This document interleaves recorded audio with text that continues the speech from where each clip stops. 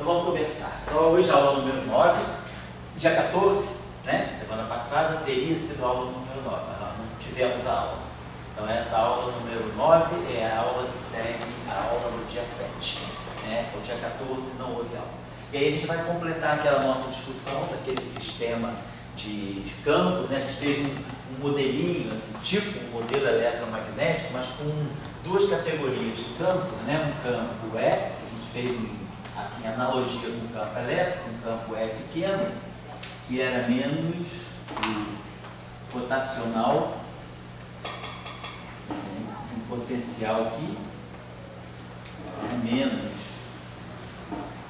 o DDT, a gente tinha escrito dessa forma, menos o DDT. Então é um modelo caracterizado por dois potenciais vetoriais, menos o gradiente. Não vou seguir a ordem do eletromagnetismo, menos o gradiente de φ, então aqui ficaram substituído, né, por menos o rotacional de um vetor.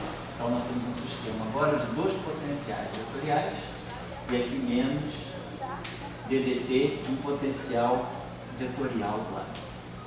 E um campo escalar B pequeno, em analogia com o campo magnético, só que esse campo aqui é escalar, né, que é a divergência do lambda. Então nós tínhamos esse sistema aqui. Oi, Alexandre, bom dia. Esse sistema aqui, né, com dois campos, E e B, e dois potenciais I. Então nós temos dois potenciais de natureza vetorial. Certo? E aí, usando aqui, usando diretamente os potenciais, a gente tira aquilo que é a identidade de Bianchi, que é o análogo da equação de Faraday-Lenz, que é, se a gente, por exemplo, tirar aqui a divergência do campo elétrico, a divergência do rotacional é zero. A divergência do campo elétrico, aqui, nesse campo E pequeno, a divergência desse E pequeno, ela está dando para nós menos DDT da divergência do lambda, mas a divergência do lambda é o B. Então essa equação aqui, nesse sistema que nós estamos considerando, é o que faz o análogo da equação de Faraday-Lenz. Uma equação que não sai de nenhum princípio lagrangiano, ela sai da relação, da definição dos campos em termos dos potenciais. Ela aparece como uma identidade, se a gente olha os potenciais. Mas aí na aula passada, a gente tinha visto formular. Aí a gente tinha visto aqui, eu tenho uma simetria de gauge. Então, eu posso fazer transformações aqui nesses potenciais que tem a seguinte característica. Se eu pegar o potencial aqui e fizer a transformação aqui, igual aqui.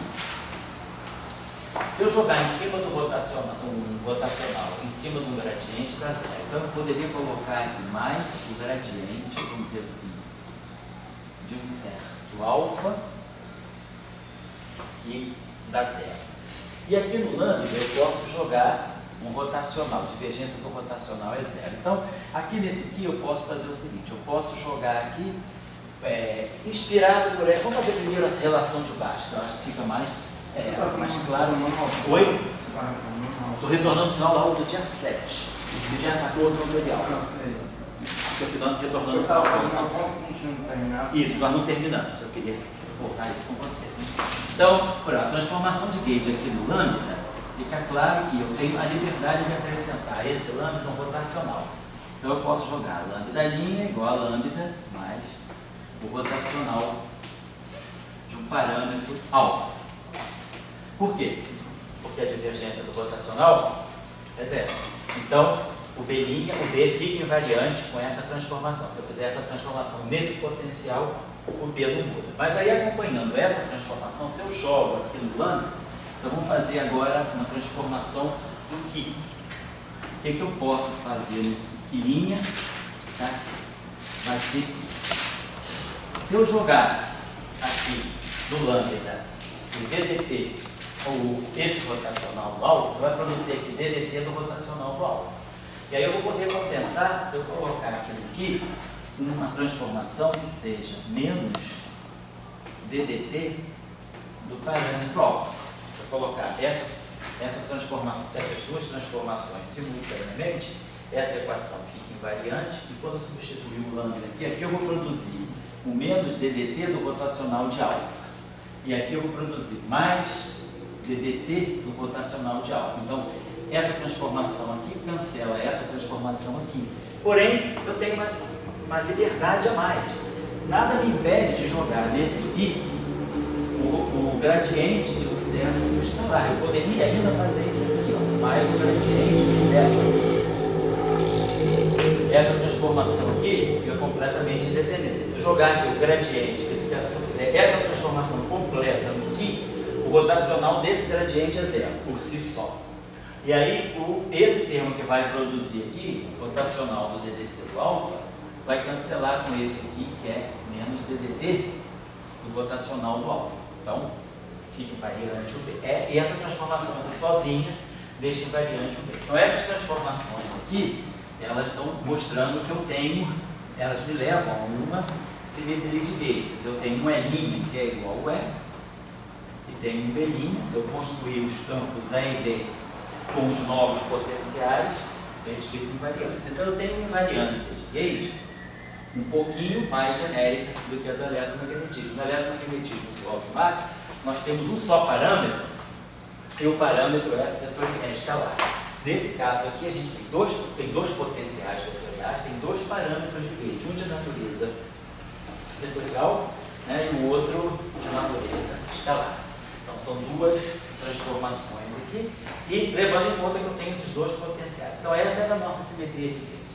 Então eu lembro que como o E' o E invariante, o B invariante, nós tínhamos proposto, isso que foi feito na aula passada, nós tínhamos proposto um lagrangiano que tivesse uma estrutura desse tipo, no meio de E2, quase parafraseando o eletromagnetismo, né? E2 menos B2. E aqui a gente tinha colocado um parâmetro, que a gente chamou aqui, sei lá, um parâmetro de Ψ sobre 2, B ao quadrado. E aí a gente acertava esse Ψ aqui para ter as equações de onda. Lembra que a gente fez isso? Então, dessa equação aqui, a gente substituiu os campos pelos potenciais e fazia o princípio variacional.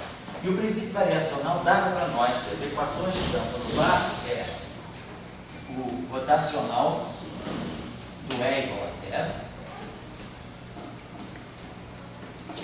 Saiu uma equação aqui, que era rotacional do E igual a zero, dividindo desse termo aqui, a gente substituiu isso aqui, e saiu uma equação que era o análogo da Faraday de Fermat, que era o gradiente do B.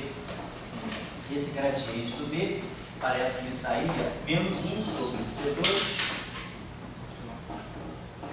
DDT do E.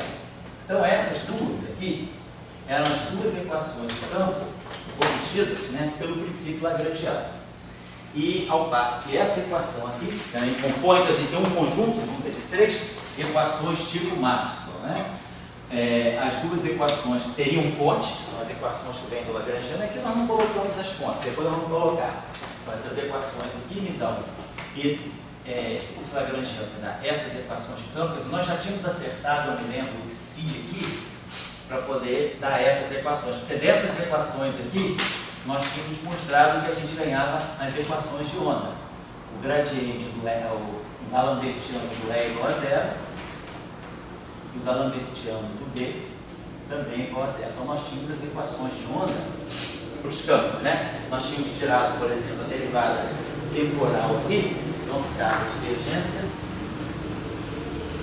do dE dt igual a menos ddt, né?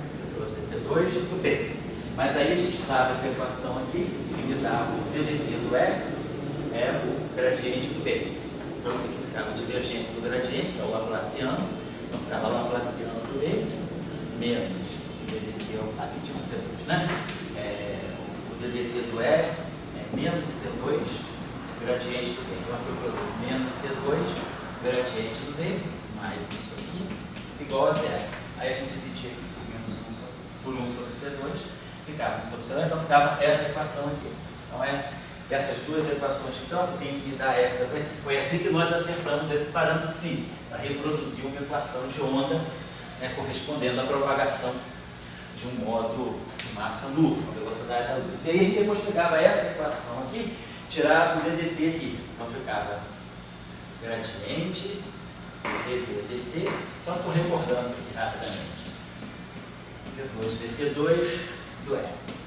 Mas aí, olhando aquela equação lá, a derivada temporal do B é menos o divergente do E. Então vai ficar menos gradiente do divergente do E igual a menos 1 sobre C2, então menos com menos cancela, igual a 1 sobre C2, D2 dt2 do E. Mas aí a gente lembra que o gradiente da divergência, isso aqui vem dessa equação rotacional. O rotacional do E é o gradiente da divergência do E menos o laplaciano do E. Só que pela equação de campo, o rotacional do E é igual a zero. Então, isso aqui é uma identidade, né? Rotacional do rotacional de um vetor é o gradiente da divergência menos o laplaciano. Só que sendo esse vetor aqui, esse campo pelas equações de campo, o rotacional é zero. Então, esse termo aqui é zero. Então a gente ganha que isso é igual a isso. Então o gradiente da divergente é o laplaciano. Então aqui fica o laplaciano de E, 1 sobre C2 dt2 que dá essa equação aqui. O rotacional é zero? O rotacional não, o rotacional é zero. O rotacional do E é zero. Tá? Então ficou certo. Então a gente ficou com essas duas equações de campo. Essa era a questão da gente. A gente ficou com essas duas equações de campo e com aquela estrutura de campos, né? Vem em função dos potenciais. E essa aqui é a simetria de gauge do problema. Uma simetria de gauge um pouco mais rica do que no caso da eletromagnética. Mas antes de falar da simetria de gauge, foi aonde a gente parou, que era a discussão do gauge fixo, vamos olhar nessa equação. Essas equações aqui, elas estão me dizendo que eu tenho solução de onda plana. Então eu poderia pensar como é que esse campo vai se propagar, como é que essa radiação livre, né, se propaga no vácuo. Então eu vou pensar, a gente tem solução tipo onda plana. Então vamos ter que eu tenho aqui um E, né, vai ter uma amplitude é zero e um cosseno de kx menos ômega t. Vou colocar assim. Professor, só uma perguntinha. Pois não? Nesse caso aí, que o B é escalar, necessariamente a dimensão é 2? Como? Nesse caso que você tem um campo magnético, você tem um campo B escalar. Aí nesse caso não tem nada a ver com a dimensão. A dimensão do espaço, eu estou em 4 dimensões espaciais. Dimensões. Estou em 3 dimensões, normal, como se fosse a teoria de Maxwell. Uma dimensão temporal e 3 dimensões espaciais. Tanto é que eu estou tirando o rotacional de um vetor, né? Porque se eu tivesse, por exemplo, em 2 dimensões espaciais, o rotacional de um vetor passa a ser um escalar, não um vetor. E se o rotacional de um vetor é um vetor, é porque eu estou em 3 dimensões espaciais. Tá? Quando se vocês se lembram, né? Quando a gente pega o rotacional de um vetor em 2 dimensões espaciais, eu não tenho a componente Z, só tem x e y. Né? Então, esse objeto aqui, por definição, o rotacional, ele vai sempre pegar o epsilon daquela dimensão. Então, vai ser epsilon dy dy. Então, isso aqui me dá dx do EY menos dy do x. Ele tem uma componente só. Então, se você olhar o rotacional de um vetor, sempre que você olhar o rotacional de um vetor, sabendo o que o rotacional de um vetor você pode dizer em que dimensão você está. Porque, por exemplo, se você tiver em uma dimensão, você não tem como tirar rotacional, identicamente zero. Se você tiver em 2 dimensões, o rotacional passa a ser um pseudo-escalar. Se você tiver em 3 dimensões, então se você está em 3 dimensões, você tem que sempre definir o rotacional pensando que você vai pegar o leve típica daquele espaço com a derivada e o campo. Então sobra o índice. Então em 3 dimensões o rotacional é um vetor. Então se o rotacional de um vetor for um vetor, é porque você está em 3 dimensões. Mas agora se você vai para 4 dimensões, então o epsilon que você tem à disposição é epsilon i, j, k, l. Você está em 4 dimensões. E você vai pegar sempre saturar com a derivada e com o componente. Então sobram 2 índices. Então o rotacional de um vetor em 4 dimensões espaciais é uma matriz antissimétrica de rank 2. Então o rotacional de um vetor pode ser uma matriz. Se você vai para 5 dimensões... Dá para dizer se essa matriz, eu sei, provavelmente é um tensor, mas só assim rapidamente, sim, para mudar de assunto. Por que que não posso dizer, não vai ser um spinor? Não vai ser um spinor, não vai ser o quê? Não vai ser um spinor não pode, né? Porque o spinor tem propriedade de rotação completamente diferente do vetor. Então, se você, quer dizer, alguma coisa que seja vetor nunca vai poder se converter no vetor. Como a gente está começando no vetor ali, Isso. tirando rotacionais no vetor. Independente do operador. É. Se você tiver, por exemplo, em 5 dimensões, teu epsilon tem 5 índices. Esse é o left em 5 dimensões. Você vai sempre contrair um índice com o operador de derivada e o outro índice com o operador, com a componente do vetor. Então, se eu estou em 5 dimensões, ó, isso aqui está saturado. E sobram 3 índices. Então, em 5 dimensões, o rotacional de um vetor é um tensor antissimétrico de ranho 2. Então, pela estrutura do que é o rotacional de um vetor, né, claro, você sabe em que dimensão você está. O rotacional de um vetor só é um vetor se eu tiver em 3 dimensões espaciais. Certo? Que é o caso aqui. E esse exemplo que você está dando, fazendo a questão do campo elétrico, do campo elétrico e do campo magnético. Tipo, claro. Não muda nada porque você está utilizando o campo elétrico vetorial. Claro, muda, nós vamos ver agora. Não, mas assim, Muda nada o quê? O que é nada para você? fisicamente o campo magnético pode ser escalar. Pois é, vamos ver o que isso significa. Será que isso realmente é um campo magnético? É isso que eu vou perguntar agora. Vamos olhar a estrutura de solução. Vamos ver a onda plana que se propaga no ar. O que caracteriza o campo de Maxwell? Um campo elétrico vetorial, um campo magnético vetorial, um ortogonal ao outro, se propagando numa direção que é ortogonal a ambos. Então isso caracteriza o quê? Que o fenômeno eletromagnético está num plano. São 2 graus de liberdade. Eu tenho vetor E e vetor B num plano e a onda se propagando assim. Vamos ver o que está acontecendo aqui agora. Vamos pegar uma solução de onda plana. Então, o campo elétrico é 1 é 0, vamos colocar aqui a exponencial e kappa x menos ômega t. Vamos pegar agora o campo B. Vai ter um ponto P0, exponencial de i. Vamos ver se isso aqui é a solução realmente das equações. Né?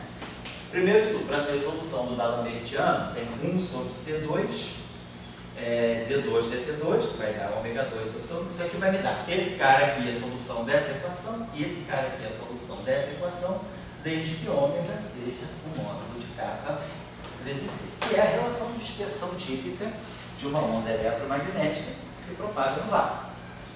Até aí nada de novo. Mas agora vamos começar a ver, será que esses 2 objetos satisfazem essas equações? Então, se eu aplicar o rotacional aqui, eu vou ter que kappa vetor é igual a 0. Se eu aplicar o gradiente aqui, eu vou ter que o gradiente desse objeto aqui vai produzir um I kappa. Então eu vou ter I kappa B igual a menos 1 sobre C2. Agora, quando eu tirar a derivada temporal aqui, eu vou produzir menos 1 em ômega. Menos de ômega é. Então, vamos cancelar esses i's aqui. E aqui eu vou ter kappa, vou botar, então eu teria essa relação aqui, vou botar ômega sobre C2 é. Então eu teria kappa B igual a ômega, então vou botar aqui kappa C igual a ômega é. Então seria essa equação aqui, fecha. Isso aqui, essa equação aqui é satisfeita dessa forma. E aquela equação lá que me diz que é o divergente do E, então se eu tirar o divergente aqui, eu vou produzir K escalar E. Vou produzir I kappa escalar E. É aquela equação. Divergente de B igual a menos ddt do B. Menos ddt do B vai ficar I ômega B. Então o I cancela aqui. Então vamos ver agora o que está acontecendo aqui. Essa equação está me dizendo o seguinte, que kappa vetor E é 0. Então esse vetor aqui deve ser paralelo a esse. Ao mesmo tempo, essa equação aqui está me dizendo que E é kappa, vamos dizer assim, kappa sobre ômega, vou dar kappa C sobre ômega B. Então, de fato, se eu multiplicar K vetor E, vai ser K vetor K, vai dar 0. Então essa equação aqui é compatível com essa aqui. E esse cara aqui, ômega, é módulo, ômega é justamente o módulo de kappa vezes C. Então isso aqui, na verdade, é um vetor unitário, certo? Isso aqui é kappa sobre ômega, né? Ou seja, eu tenho que ômega é módulo de kappa vezes C. Então o C com C cancela e kappa dividido pelo módulo de kappa dá um kappa unitário. Então isso aqui é isso aqui. Kappa chapéu é. De fato, então isso aqui é sinônimo disso. E aqui é a mesma coisa. Kappa sobre ômega. Ômega é igual a Kappa vezes C, então aqui vai ficar. Bota um C aqui e aqui fica K-chapéu. K-chapéu, né? Então, tá aqui. Então, vamos ver essas equações, como é que ficam essas equações aqui. Então, isso aqui está me dizendo basicamente o seguinte, ó, o campo elétrico, esse, entre aspas, né, campo elétrico, entre aspas, esse campo ele, na verdade, está na direção de propagação, mas ele é fixado pelo campo B. Então, essa equação satisfaz aqui. Essa equação aqui é compatível. Se eu multiplico essa equação aqui, K escalar, esse K chapéu escalar, boto aqui K escalar vai ficar K escalar K, vai ficar igual a B. Né? Então, tem um CD aqui, né? Está faltando alguma coisa aqui de unidade, será?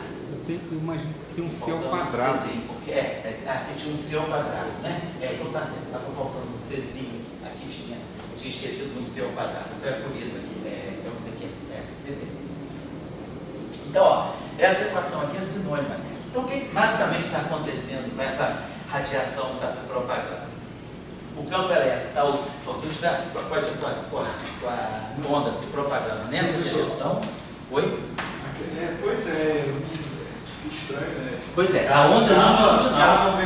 Kappa vetor é igual a zero, isso é estranho. Pois é, campo elétrico, mas não é um campo elétrico. O que ele está me dizendo? Está me dizendo que o campo ele está na direção do movimento da onda. Isso. E o campo B é um escalar. Então, na verdade, todo fenômeno nesse caso, basta eu dar um campo escalar. Então, esse sistema, ele não é um sistema transverso, ele é um sistema longitudinal. A onda, esse campo ele se propaga justamente, ele vibra na direção do movimento, não ortogonal, e ele é determinado por um escalar. Então, na verdade, esse sistema descreve um grau de liberdade apenas.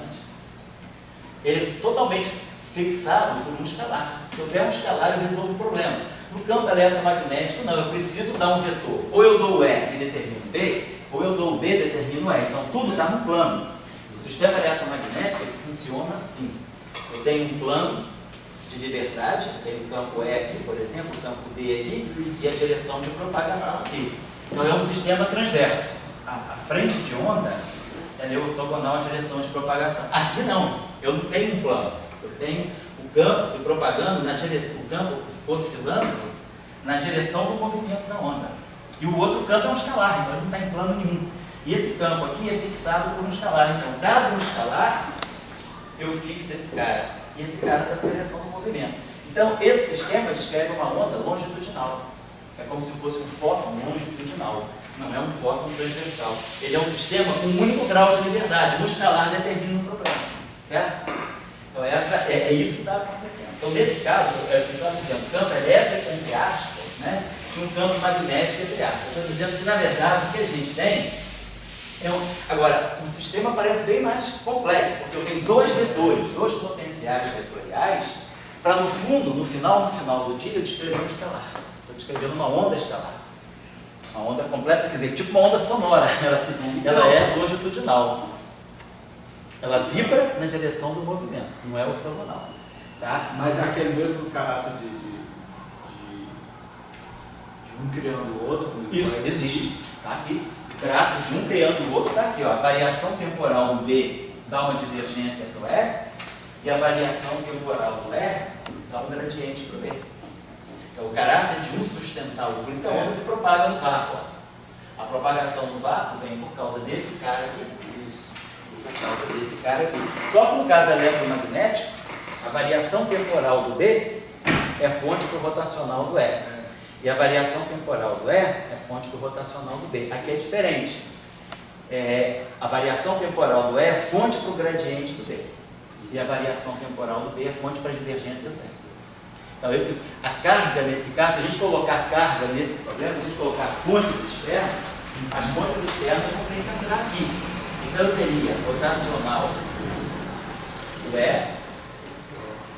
Como isso aqui é um vetor do lado de cá, eu tenho que ter um vetor. Isso aqui deveria ser uma corrente J.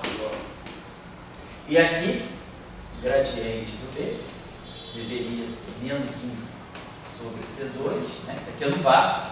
Agora, a fonte dessa equação, como isso aqui é um vetor, o gradiente de um escalar é um vetor, aqui deveria ser um outro vetor. Vamos chamar de um vetor J maiúsculo.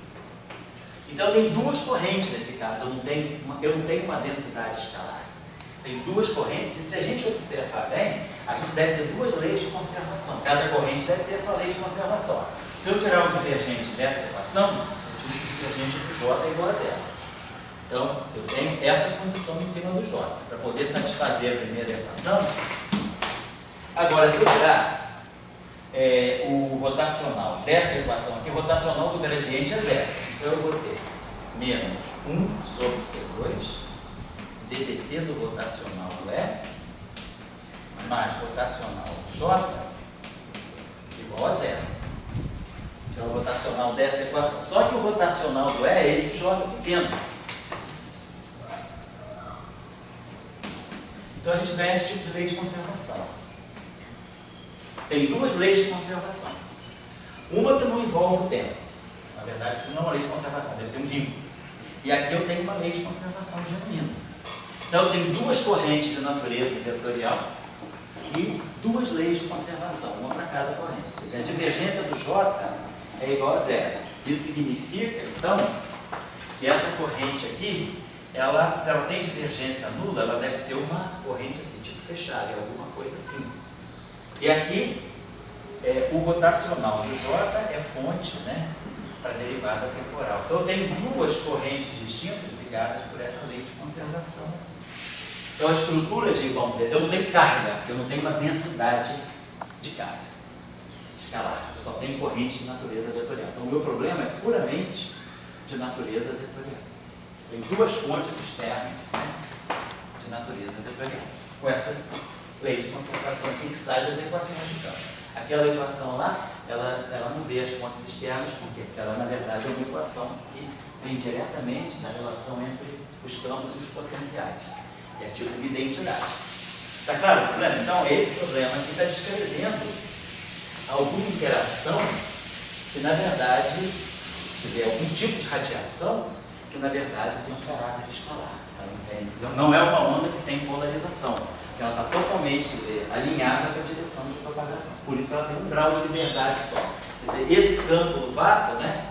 Esse campo aqui, o setor escalar determina todo o problema. Quer dizer, a partir do B nós temos visto que o E, né, é K chapéu, C, K. Bom, sabendo B e sabendo a direção de propagação, eu tiro o campo que eu estou chamando de E pequeno. Vou ter E pequeno e B pequeno, minha analogia com o campo de Marx, mas aí é um sistema radicalmente diferente, porque Marx é transverso, esse cara é longitudinal. A única relação que tem entre os dois é que os dois descrevem. Oi? Qual é fisicamente o que isso aqui pode estar descrevendo, né? Então vamos pensar. Nós temos uma corrente, no caso de Marx, vamos pensar bem, como é que é a lei de conservação? É 1 sobre ddt do ρ mais a divergência do J é igual a zero. Então, no caso de Marx, o que eu tenho é uma densidade de carga escalar e essas cargas em movimento, eu preciso do movimento dessas cargas para gerar corrente. Então, eu tenho carga em movimento, na verdade, eu tenho carga em movimento gerando corrente. A corrente, na verdade, ela é fruto, né, da carga em movimento. Se as cargas forem estáticas, né, eu tenho divergência de J igual a zero. É um problema magnetostático. Agora, se eu tenho uma carga em movimento, essa carga em movimento está gerando J. Aqui o problema é o seguinte, nós temos visto, de acordo com o que eu escrevi antes, né, as correntes que nós introduzimos, né, a fonte do campo, a gente colocou um J aqui, e a divergência do J é zero. E a gente colocou um J grande aqui. E aí a gente tinha que, basicamente, era isso aqui, o ddt desse J, né, mais o rotacional desse J aqui, é igual a zero. Então, nós temos uma estrutura de duas correntes. Então, essa corrente aqui no tempo, ela é a fonte para essa corrente. E essa corrente aqui tem divergência zero. Então, basicamente, essa corrente aqui, se eu quiser pegar um problema estático, eu vou ver essa corrente aqui. Então, vamos dizer, é como se no referencial de repouso eu tivesse uma corrente com linhas fechadas. E agora, quando essa corrente aqui começa a se movimentar no tempo, ela tem uma certa propagação, ela vai gerar uma corrente vetorial. Então, o meu problema é um problema caracterizado, no caso de Marx, eu tenho uma carga e movimento. Uma carga e movimento gera uma linha. Essa linha é a corrente. Aqui o que eu tenho é uma corrente, que é uma linha. Agora, essa corrente em movimento gera uma outra corrente. Então, é como se eu tivesse uma corrente e outra corrente. Duas correntes, dois vetores formam um plano. Então, o meu problema é como se eu tivesse alguma coisa planar, né? Quer dizer, a estrutura de correntes é planar, ou seja, a matéria que está interagindo, ela é ligada a duas correntes que formam um plano. O que seria isso? O que eu teria, né, se movimentando que gera a carguinha? Se eu tenho a carga se movimentando, a carga gera uma linha. Então eu tenho uma carga pontiforme, a carga pontiforme gera uma linha, que é a linha de universo, que é a corrente está aqui. É o vetor tangente a essa curva. Aqui eu tenho de partida uma corrente, mas essa corrente se movimentando gera uma outra corrente. Então, uma corrente com outra corrente, elas estão formando um plano. Então, se eu tenho agora, eu não tenho mais uma linha de universo, eu tenho um plano de universo. Uma folha. Exatamente. Quem é que gera uma folha quando se propaga? Uma corda. Se eu pegar um objeto não pontiforme, que ao se propagar gera uma linha, mas se eu pegar um objeto unidimensional, um objeto estendido, e ele evoluir no tempo, à medida que ele se propaga, essa corda ela vai gerando uma superfície de universo. Então, esse problema, na verdade, esse campo, ele está sendo originado por uma estrutura desse tipo, por algo que deve ser um objeto estendido que se propaga. Então, esse objeto estendido que se propaga gera duas correntes, e essas correntes se acoplam com esse campo. Então, na verdade, esse campo ele está mediando a interação entre duas cordas. Se eu tiver uma corda aqui e tiver outra cordinha aqui. Então, a interação entre essas cordas, ela não se dá, que nem no eletromagnetismo, através de um campo que liga, né? Um campo de natureza vetorial. Ele vai, essa linha, quer dizer, essa interação entre essas duas cordas, né, é mediada por esses dois campos. Então, esse sistema que nós estamos descrevendo aqui deve ser um tipo de campo que faz a intermediação da interação entre dois objetos estendidos, e não entre dois objetos pontiformes. No caso do fóton, né, do eletromagnetismo, eu tenho cargas. Então, eu tenho uma carga descreve uma linha, que já é a linha do universo. A outra carga está andando para cá e descreve essa linha. Então, eu tenho duas cargas, e essas duas cargas interagem trocando fóton. Agora, o que eu tenho é a matéria que gera esse campo. Eu tenho uma linha, eu tenho uma superfície aqui, que é a matéria se propagando, aqui eu tenho uma outra superfície, que é a matéria se propagando, e aí eu tenho essa radiação sendo trocada aqui. É claro, pela leitura das correntes, das leis de conservação da corrente, a gente sabe o que aquele campo está mediando. Só na matéria condensada que tem esses tipos de fenômenos ligados a vórtices, por exemplo, vórtices magnéticos, coisa do tipo. Na medida que esses vórtices se propagam, a gente pode imaginar que a interação também entre um vórtice e outro seja... Você poderia pensar, porque um vórtice é uma linha, o outro vórtice é uma linha. E na matéria condensada eu já vi alguma formulação desse tipo. Você vai simular a interação entre vórtices, né, no supercondutor, quando você, supercondutor de tipo 2, né, o campo magnético penetra e forma aqueles tubos de fluxo, né, que são aqueles vórtices que penetram no supercondutor. Esses vórtices agora interagem. E a interação entre esses vórtices, então, é a interação entre dois objetos estendidos, não é mais objetos, não são cargas que estão interagindo, são linhas que estão interagindo. A interação entre linhas deve ser mediada por um campo desse tipo. Só que nesse caso a velocidade muda, né? Isso, exatamente. Aqui é C, lá não é C, tá certo? Quando a gente fizer grupo de Lorentz e for fazer a formulação de uma teoria de campos, né, que é Lorentz covariante, a gente vai ver que esse sistema, na verdade, a gente já sabe, quem já fez um curso básico de eletromagnetismo, nós não fizemos ainda aqui, os campos relativísticos, né, mas a gente sabe que em caso eletromagnético, o campo eletromagnético, o potencial eletromagnético é um quadro vetor. Esse quadro vetor, então, ele tem a componente escalar, potencial ligado ao campo elétrico, tem o potencial vetor aqui. Então, aqui sabe, a gente reúne tudo nesse campo aqui. Então, esse campo aqui descreve forma, daí saem as equações de Maxwell. Esse sistema aqui é um sistema de dois vetores. Aqui eu tenho um escalar e um vetor. O caso eletromagnético é um potencial escalar e um potencial vetor. Um escalar e um vetor formam um quadro vetor no espaço de Minkowski.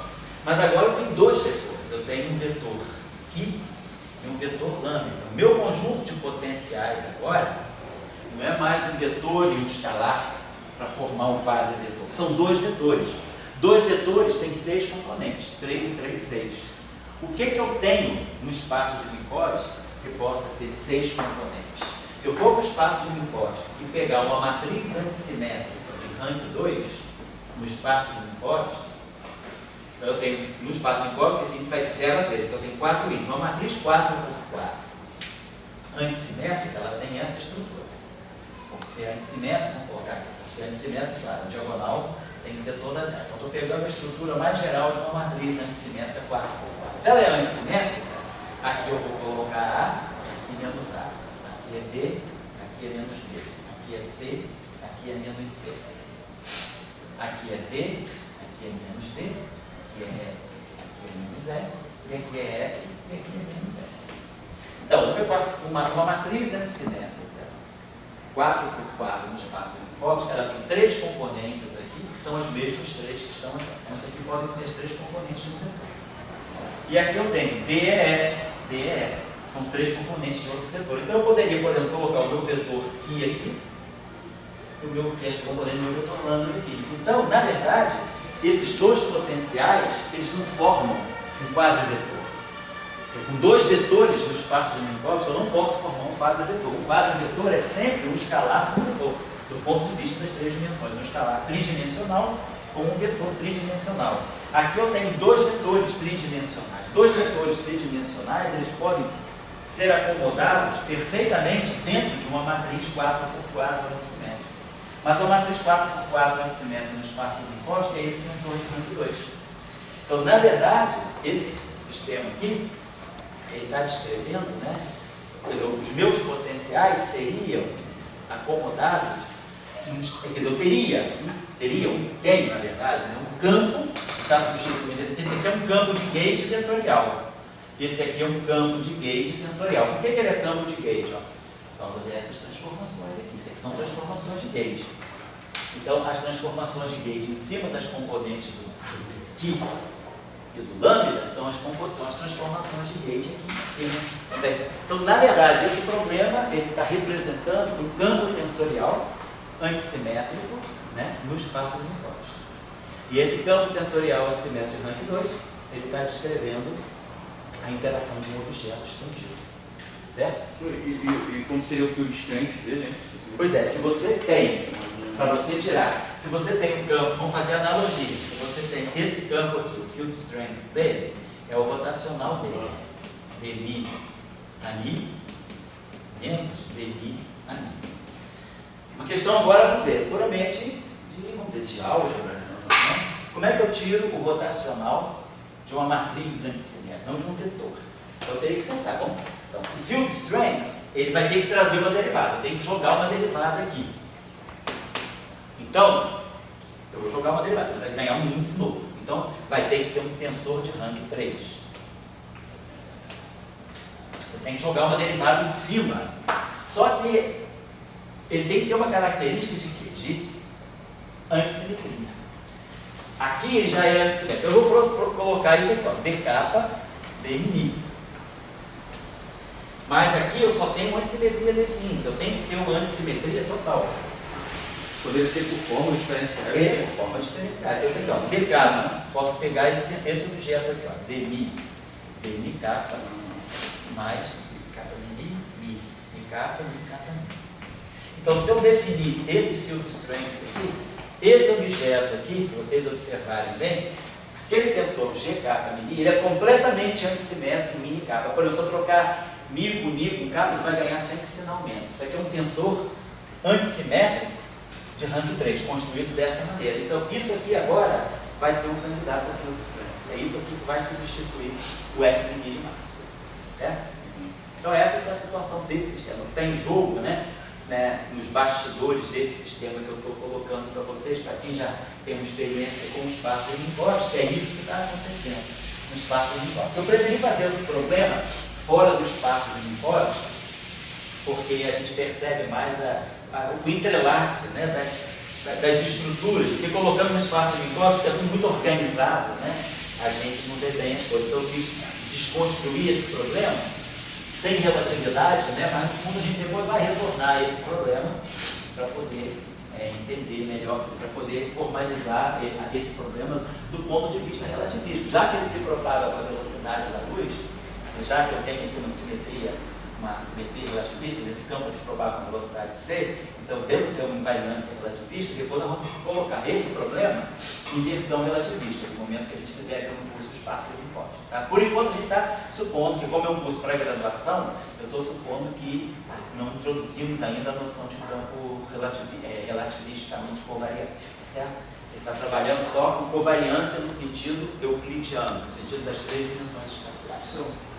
Na aula passada, vocês separaram essa gate fixing? Isso, vamos retomar agora. Com dois separados, aí você já juntou os dois. Aí nós vimos na aula passada que era interessante juntar os dois, porque ficam mais claras todas as invariantes. Então a gente agora estou retomando aonde a gente parou na aula passada. Na aula passada, a gente tinha chegado aos gate fixings através das equações de campo para os potenciais. Derivou, a partir das equações dos campos, a gente derivou as equações do potencial. Mas aí eu falei, vamos tentar ver o gate fixing de uma maneira independente das equações de campo, olhando só as simetrias. É o que a gente vai fazer agora. Aí também o sinal, tanto faz botar, se eu quero botar menos ou mais, né? É claro, você pode redefinir tudo. Eu não sei na aula passada como é que eu coloquei os sinais. Menos. Aonde eu coloquei? Aqui, aonde? Aonde eu coloquei menos? Botou menos no rotacional de ar no lambda. Onde tem rotacional de ar? Ali, lambda, menos rotacional. De um alfa. Eu botei um menos aqui. Vou dar licença, vou botar menos aqui. Tinha colocado menos aqui. Mas para fazer as equações, não tem problema. Porque você pode redefinir. Tinha botado mais na derivada. Aqui? Aí botou mais. Botei menos aqui, mais aqui. Agora eu posso botar mais aqui, porque no fundo eu joguei um menos para o alfa. Na aula de hoje eu fiz isso, não é isso? Na aula passada eu fiz isso, não é isso? Ou seja, o meu menos alfa mais alfa de hoje. Vou manter, essas coisas, é bom também vocês acostumarem a ficar, não existe uma forma só de fazer as coisas. Na aula passada, quer dizer, o alfa de hoje é menos o alfa da aula passada. Se isso não fizer mal a ninguém, eu vou deixar assim, tá bom? Só, você observou bem, eu tinha colocado menos e mais. O menos alfa de hoje é o alfa da aula passada. Não vai mudar nada. As invariâncias não mudam, a gente já chegou tudo igual. Vamos discutir então a discussão dos gate fixings, né? Por que eu estou botando no plural os gate fixings? Por que eu não estou colocando do gate fixing? Estou botando no plural por quê? Porque eu tenho duas simetrias de gate. Eu tenho uma simetria de gate comandada por um parâmetro vetorial alfa e uma simetria de gate por parâmetro beta. Eu tenho duas simetrias independentes. Eu posso fazer alfa igual a zero e ter beta. Então, se eu fizer alfa igual a zero e tiver beta, o rotacional do gradiente de beta é zero, nada muda. Ou se eu fizer beta igual a zero e ficar com alfa, mesma coisa. Então eu posso ter duas simetrias distintas. Ou eu faço alfa igual a zero, fico só com beta, ou eu faço beta igual a zero, fico só com alfa. Então eu tenho duas simetrias distintas, independentes. Por isso eu estou voltando à discussão dos gate fixing, porque eu vou ter que falar do gate fixing para o alfa e do gate fixing para o beta. A discussão dos gate fixings para alfa e beta. E aí vocês vão lembrar, o que significa o gate fixing? Gate fixing significa que nós vamos ter que, de uma certa maneira, fixar os parâmetros da transformação. A gente, vamos só lembrar do caso do eletromagnetismo. No caso do eletromagnetismo, retomando aqui, a gente tem fiinha igual a φ mais ddt de um alfa. Eu a linha igual a menos o gradiente do alfa. Então, isso aqui é uma simetria de gate do eletromagnetismo. Aí o que a gente faz? A gente tira 1 sobre C2 dessa equação aqui, 1 sobre C2 ddt do filinho igual a 1 sobre C2 ddt de φ menos 1 sobre C2 dV2 do alfa. E tira a divergência dessa equação aqui. Divergência do A' igual a divergência do A menos o Laplaciano de alfa. E aí eu subtraio, né, essas duas equações aí, é isso? Soma essas duas equações. Então, se eu somar essas duas equações, do lado esquerdo eu vou ter 1 sobre C2, dV' dV' mais divergência do A'. Do lado direito, eu vou ter 1 sobre C2, dV' mais a divergência do alfa. Lá.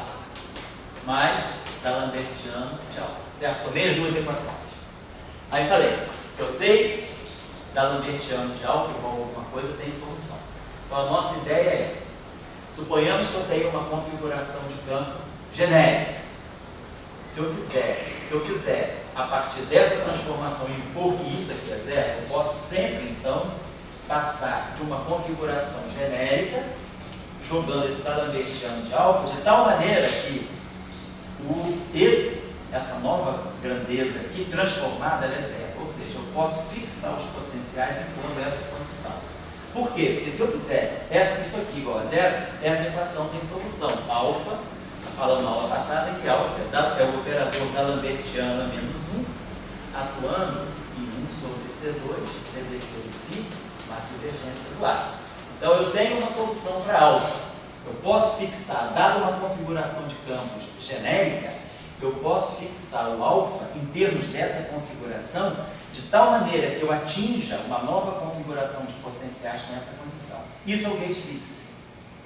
Por isso que a gente faz no eletromagnetismo. Esse aqui é o chamado gate de Lorentz. A gente impõe essa condição, então eu posso sempre, mesmo que eu comece com uma configuração que não tenha isso igual a zero, eu posso sempre passar para uma configuração de potenciais que satisfaçam a essa condição aqui. Então isso aqui é o chamado gate fixe de Lorentz ou gate covariante.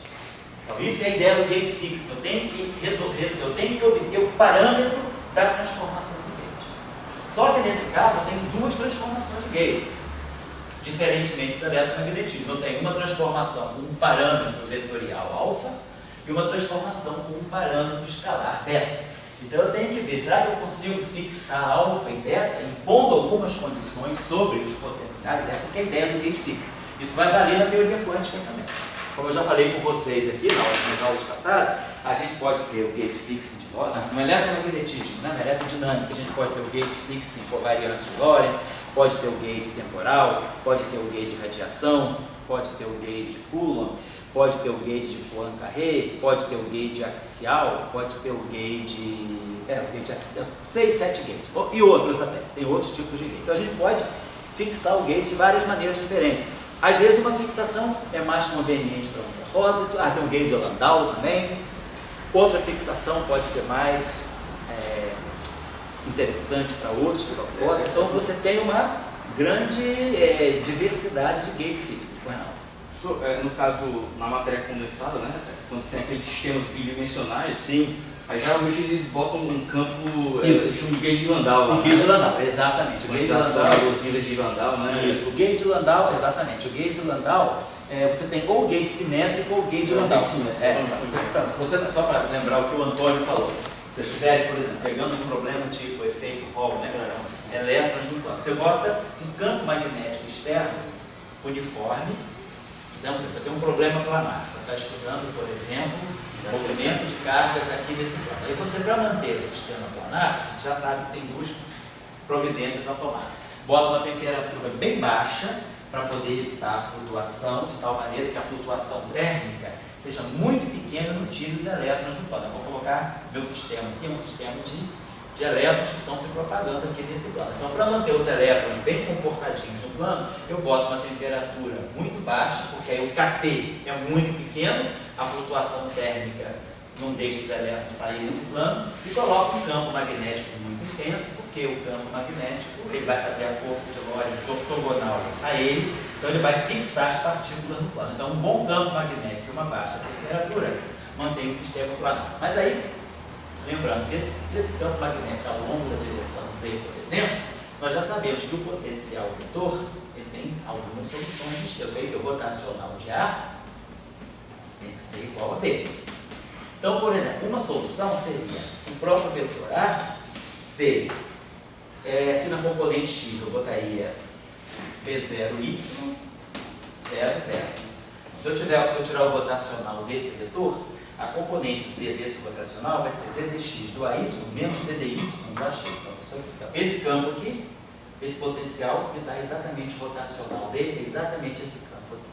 Mas eu poderia pegar também um campo desse tipo aqui, menos B0 sobre 2Y, B0 sobre 2x, 0. Se eu tirar o rotacional desse objeto aqui, a derivada x do AY é B0 sobre 2. E a derivada y do AX é menos B0 sobre 2. Com sinal menos, então, esse campo aqui tem esse mesmo rotacional. Então, esse gauge aqui é o chamado gauge simétrico. Ele tem componente nas duas direções. Esse gauge aqui é o chamado gauge ortogonal. Que ele é um gauge, vamos dizer, na verdade, ele é completamente transverso, ele é ortogonal, né? A direção do campo. Então, tá certo. Então, esse gauge é o que a gente chama de ortogonal, mas são gauges diferentes. Eu posso passar de um para o outro por uma transformação. Vocês podem. Quem sai daqui vem para cá, eu posso dizer, vamos chamar esse gauge aqui o A, esse A aqui seja o A de Landau. O A de Landau é o A simétrico mais uma transformação de gauge. Basta encontrar uma função cujo gradiente somado a esse cara aqui, eu passo de um gauge para outro por uma transformação. Tá? Essa é a discussão do na matéria condensada, às vezes você trabalha no gauge simétrico, às vezes você trabalha no gauge de Landau. Bom, então nós vamos fixar ver os gauges. Agora tem uma observação nova aqui, que eu tenho duas simetrias de gauge. Mas essas duas simetrias de gauge não estão desapartadas. Observe o seguinte, que se eu jogar em cima do alfa o gradiente de uma função, o rotacional do gradiente é 0. Se eu jogar em cima desse alfa o gradiente, vai aparecer um DDT do gradiente de alguma coisa. Mas aqui eu tenho o gradiente do beta. E se eu jogar um DDT de alguma coisa em cima do beta, vocês observem o seguinte. Se eu pegar alfa e transformar o alfa numa alfa linha, que seja alfa mais gradiente de uma função gama. E se eu pegar o beta, que é o escalar, e transformar num beta linha, que é beta menos DDT, dessa função gama, vamos lá. Se eu pegar o alfa, substituir por aquele alfa linha, eu vou ter rotacional de alfa mais rotacional do gradiente de gama, que é 0. E se eu pegar o alfa, substituir pelo alfa linha, eu vou ter menos DDT do alfa, menos DDT do gradiente do gama. Mas aqui eu vou produzir... Mas aqui eu vou produzir, então se eu colocar aqui menos, né? Vou colocar aqui esse menos aqui, então vai ficar menos DDT do gradiente do gama, e aqui vai ficar mais gradiente do DDT do gama, então se cancela. Então, essa transformação simultaneamente com essa transformação não altera essas transformações de gauge aqui. Então, o que a gente está dizendo é que, na verdade, existe uma simetria de gauge em cima dos próprios parâmetros de gauge. Existe uma simetria. Isso aqui são as transformações de gauge dos potenciais. Mas eu vejo que entre os próprios parâmetros de gauge existe uma simetria de gauge. Que é tipo a do eletromagnetismo. Um vetor muda por um gradiente e a componente escalar muda por uma derivada temporal. Né? Poderia até, se quisesse, eu poderia fazer, eu posso colocar aqui menos gradiente do gama. Se eu colocar aqui esse menos, né? Isso não vai fazer diferença, não vai fazer diferença sim. Tem que ser mais, tá certo? Então, esse conjunto de transformações aqui deixa essas transformações invariantes. Então, o que eu descubro é que existe uma simetria de gauge, né? Existe uma simetria de gauge, um parâmetro gama, né?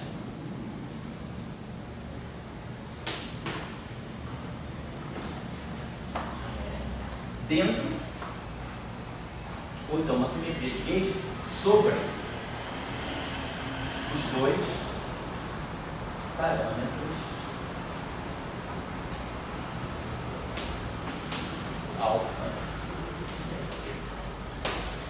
Então, se alfa e beta estão sujeitos a essa simetria de gauge, essa simetria de gauge é muito típica da simetria de gauge do eletromagnetismo. Então, por exemplo, se eu pegar a divergência dessa equação, se eu pegar a divergência do alfa linha, ela vai ser a divergência do alfa mais uma fração do gama. E se eu pegar, por exemplo, menos 1 sobre C2 DDT disso aqui, ó, menos 1 sobre C2 DDT do beta livre, igual a... Então eu posso pegar 1 sobre C2. 1 sobre C2, pegar 1 sobre C2 DDT do beta mais 1 sobre C2 DDT ao quadrado do gama.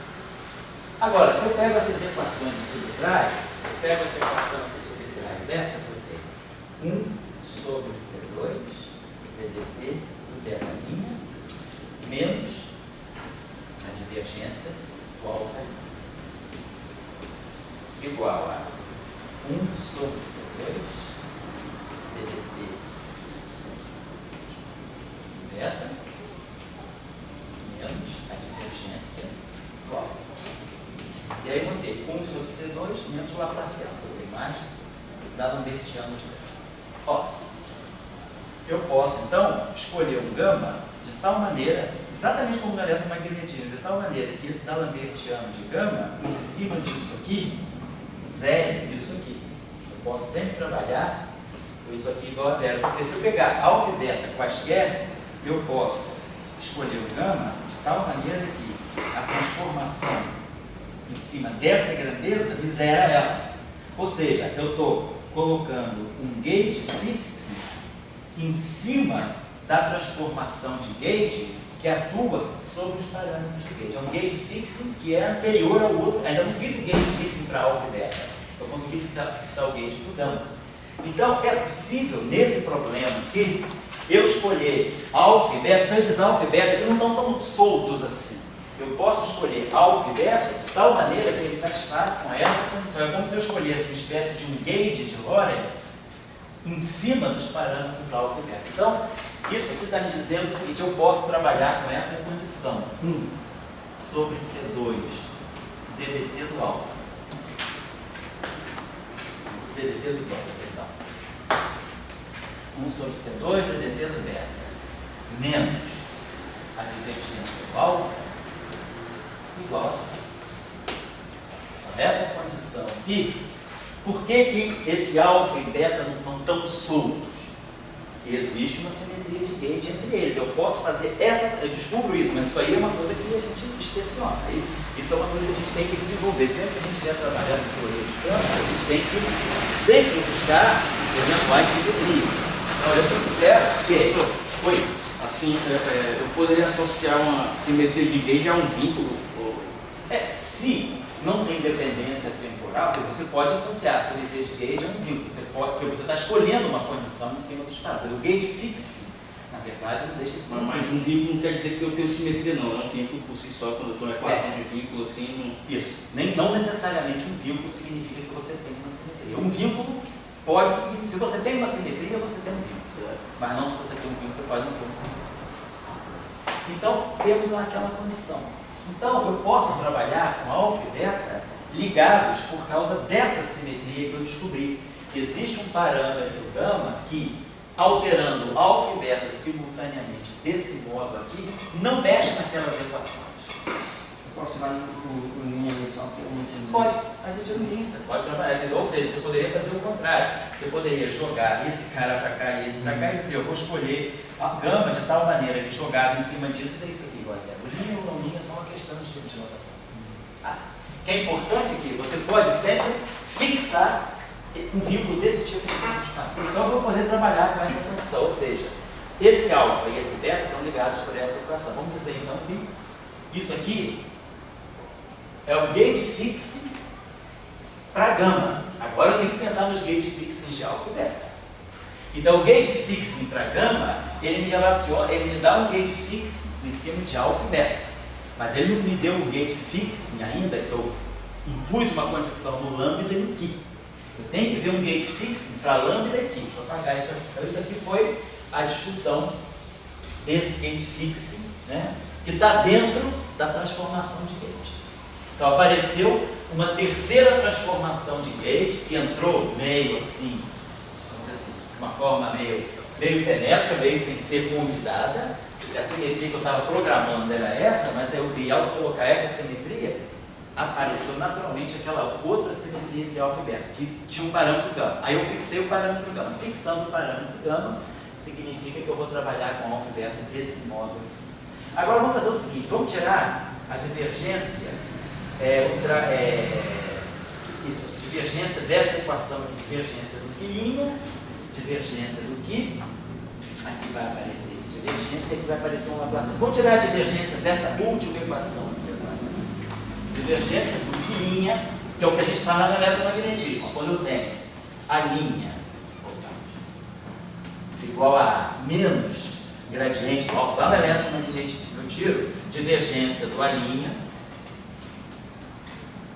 igual a divergência do A menos o Laplaciano de alfa. Aí eu tenho filinha é φ mais DDT do alfa. Aí eu tiro 1 sobre C2 DDT do filinha igual a 1 sobre C2 DDT do φ mais 1 sobre C2 DT2 do alfa.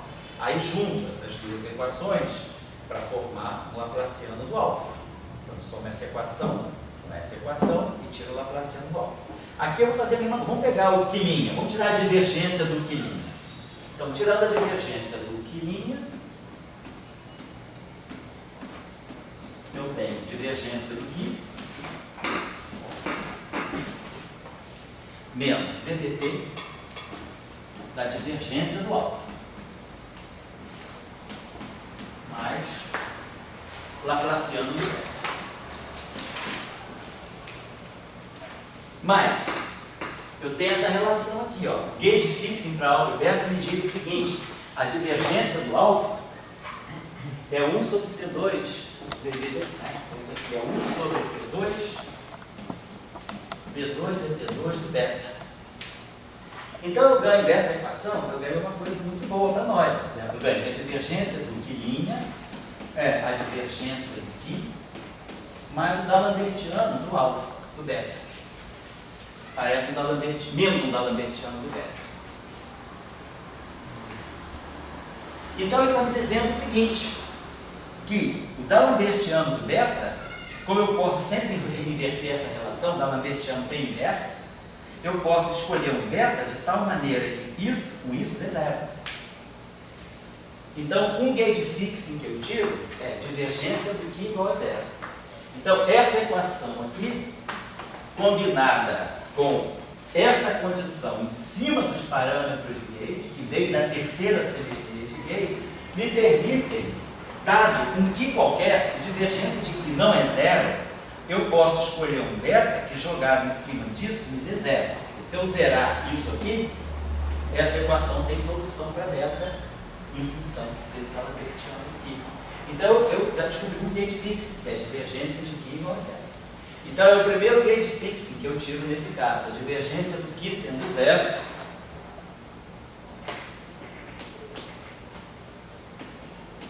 Então a divergência de qui igual a zero nos fixa o gate associado a beta.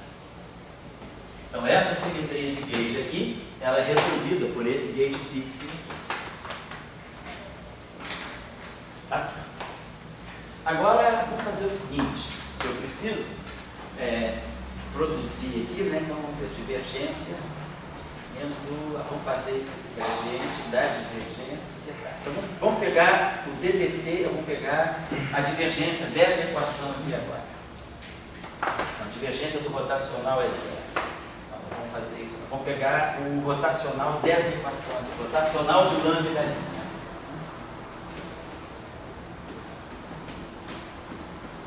Rotacional de lambda da linha igual a rotacional de lambda mais rotacional do alfa, que é gradiente da divergência do alfa menos o Laplaciano do alfa. Por que eu fiz isso? Por que eu tomei? Porque eu quero sempre produzir D'Alembertianos do parâmetro que eu tenho que fixar. Então, por exemplo, eu vi que aqui, quando eu aplicava o divergente dessa equação, eu produzi um D'Alembertiano, um Laplaciano de beta. E o Laplaciano de beta, ele se juntou com esse aqui para me formar um D'Alembertiano. Agora, então eu fixei o beta daquela maneira. Foi bom, eu fixei o beta por essa equação sozinha. Mas agora eu tenho que fixar o alfa. Mas o alfa, quer dizer, o beta está numa equação só. Então, claro, eu só vou poder fixar o beta na equação onde ele está. Mas o alfa está disperso em duas equações. Então eu tenho que misturar essas duas equações para fixar o alfa. Mas aí, para produzir um D'Alembertiano de alfa, eu preciso produzir um Laplaciano de alfa. Então o ideal é tirar o rotacional dessa equação. Ele produz o rotacional do rotacional, produz o Laplaciano do alfa. Agora, para eu produzir um D'Alembertiano, eu preciso ter uma derivada temporal segunda do alfa. Então, o ideal é tirar 1 sobre C2 da segunda equação. Então, vamos pegar 1 sobre C2 ddt do equilíbrio igual a 1 sobre C2 ddt do equilíbrio menos 1 sobre C2 derivada temporal segunda do alfa mais 1 sobre C2, gradiente da derivada temporal do beta. Isso? Só que a derivada temporal do beta é C2 gradiente de alfa, divergente de alfa. Estou agora, de novo, recorrendo ao gauge fix dos parâmetros. Então, o DDT do beta é C2 divergência de alfa. O DDT do beta é C2, que vai cancelar com esse, vai produzir aqui uma divergência de alfa. Produziu aqui uma divergência de alfa. Agora, para eu ter um D'Alembertiano, eu tenho que subtrair essas duas equações, eu não posso somar, porque aí eu tenho esses dois sinais aqui. Então, digamos que eu multiplique essa equação aqui por menos.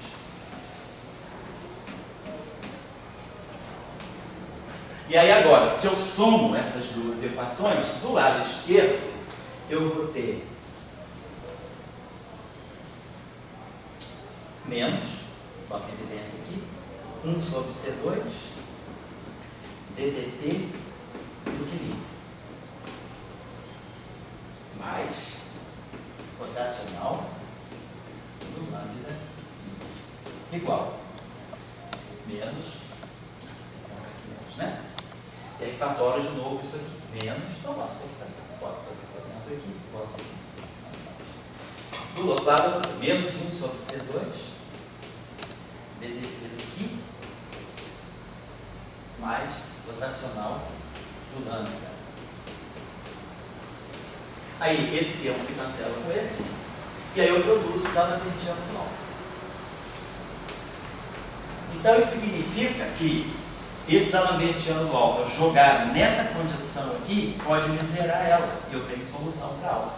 Então, eu descobri o gauge fix para a simetria alfa. Então, o outro gauge fix é uma condição que vai fixar o gauge. Bom, como isso aqui vai ser igual a zero, eu só multiplico isso aqui que vai ser igual a zero, então eu posso dizer 1 sobre C2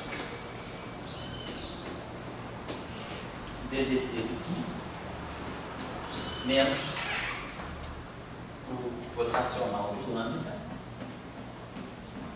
igual a zero. Então esse aqui é o gauge fix, é o segundo, então eu posso ter dois gauge fixes nesse grupo. Tem que ter dois gauge fixes, um para alfa e um para beta. Então esse gauge fix aqui nos fixa, essa condição aqui nos fixa o gauge associado. Era isso que eu queria terminar na aula passada, mas não consegui terminar. Certo? Então a gente pegou um problema que, eu sei que para esse nível do curso, essa discussão está longe de ser trivial, mas todo mundo é grande, né? Os meninos que estão ausentes, os estudantes do curso estão ausentes, quem está aqui, quem não precisa, a garotada da graduação, é um problema mais elaborado, mas que já dá para entender. É importante a gente forçar, né? Não ficar fazendo sempre o óbvio. O caso eletromagnético está em tudo quanto é curso. Esse caso aqui ele é bastante instrutivo, porque ele mostra um problema. Primeiro, um problema simultaneamente com duas simetrias de gauge, onde ainda aparece uma terceira, né, induzida. Desculpa. Aparece uma terceira simetria de gauge induzida pelas duas simetrias de gauge do problema. Então o problema da gente, que era fixar 2 gauges, passou a ser fixar 3 gauges. Então a gente, na verdade, fixou 3 gauges, fixou primeiro o gauge penetra, o gauge que entrou pela porta dos fundos, sem a gente notar, com ele a gente fixou uma relação entre alfa e beta. Aí agora o meu problema é fixar o gauge para alfa e fixar o gauge para beta. Aí sim, finalmente, cheguei em gauge fixing desenvolvendo os potenciais do problema. Esse gauge fixing aqui, ele não envolve os potenciais do problema, ele envolve os parâmetros da simetria de gauge do problema. Então esse gauge fixing aqui é um gauge fixing para as simetrias de gauge do problema. Agora, esses dois gauge fixings aqui não, eles são gauge fixings para os potenciais do problema.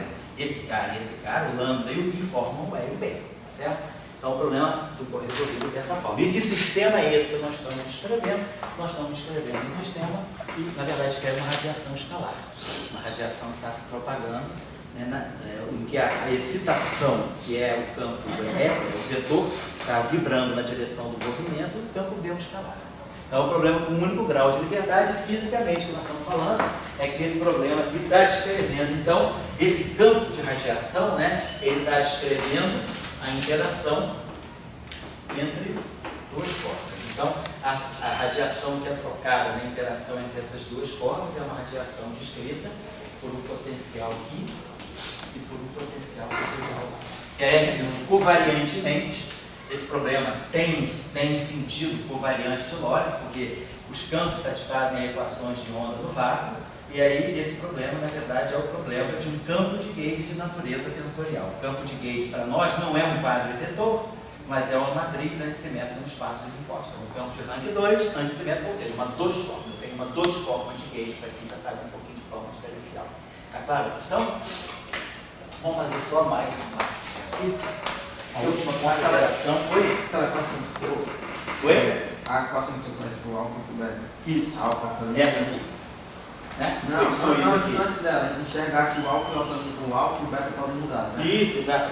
A orelha aqui. Em função de gama, né? Isso. Aí se eu pegasse esse alfa e beta mudando em função de gama e substituísse só por a parte de gama, por exemplo, se Eu tenho que fixar o gauge de gama. se eu trocou alfa por alfa' mais gradiente de gama, então se eu trocar o alfa ali logo por gradiente de gama, Isso. só tirar o alfa, ou seja, eu quero fazer alfa e beta sumir do meu problema. Sei. Então eu vou ficar com lambda em função de gama e Q em função de gama. Ah, entendi. Tudo só em função de gama, esquece alfa e beta. Sei. E aí?